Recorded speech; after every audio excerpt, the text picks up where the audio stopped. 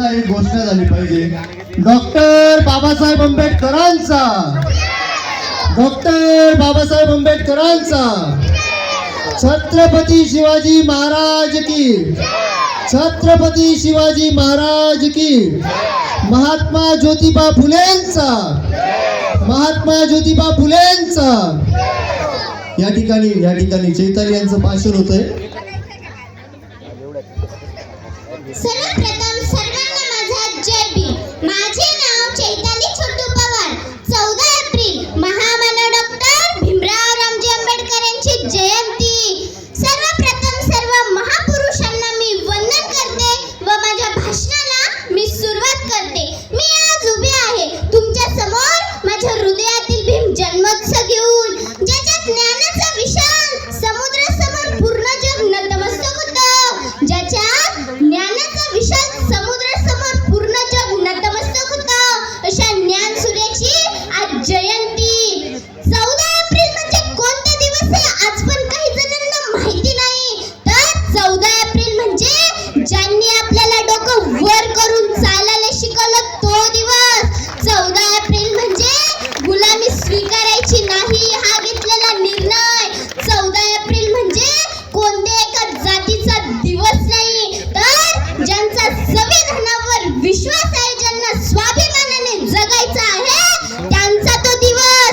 कितीही म्हटलं तरी कुठेतरी संपणारी वाट असते, कितीही म्हटलं तरी कुठेतरी संपणारी वाट असते, पण त्या संपणाऱ्या वाटेबरोबरच कुठेतरी जन्मणारी नवीन पहाट असते, कुठेतरी जन्मणारी नवीन पहाट असते.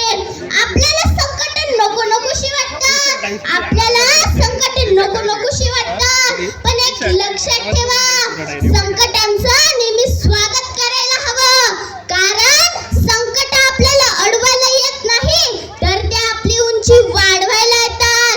अशाच अनेक संकटांचा सामना करणारा व संकटांचं नेहमी स्वागत करणारा एकच बाप होऊन गेला आणि त्यांचे नाव म्हणजे डॉक्टर बाबासाहेब आंबेडकर. बाबासाहेबांनी लहानपणापासून खूप संघर्ष केला. वर्गाच्या बाहेर बसून त्यांना शिक्षण घ्यावं लागत होतं, तरी सुद्धा स्वतःच्या काळजाचं रक्त आपल्या लेखणीला पाजत देशातील सर्वोत्तम विद्यापीठात शिक्षण घेऊन या देशाचं संविधान निर्माण करून सर्वसामान्यांच्या हाती दिल्लीच्या तख्ताला खाली खेचून आणण्याचं सामर्थ्य बाबासाहेबांनी आपल्या हातामध्ये दिलंय.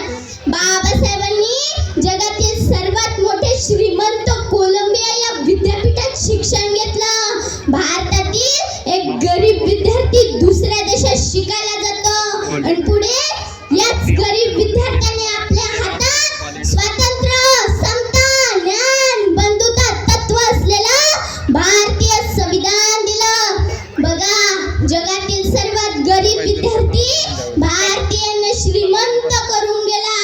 बाबासाहेबांनी त्यांचे संपूर्ण आयुष्य गुलामीत व अंधारात काढले. बाबासाहेब झुकले नाही म्हणून आज आपण माणूस म्हणून सन्मानाने जगतो. त्यांनी गुलामी नाकारली म्हणून आज आपण स्वाभिमानाने श्वास घेतो. त्यांच्या न झुकण्यामध्ये आपलं स्वातंत्र्य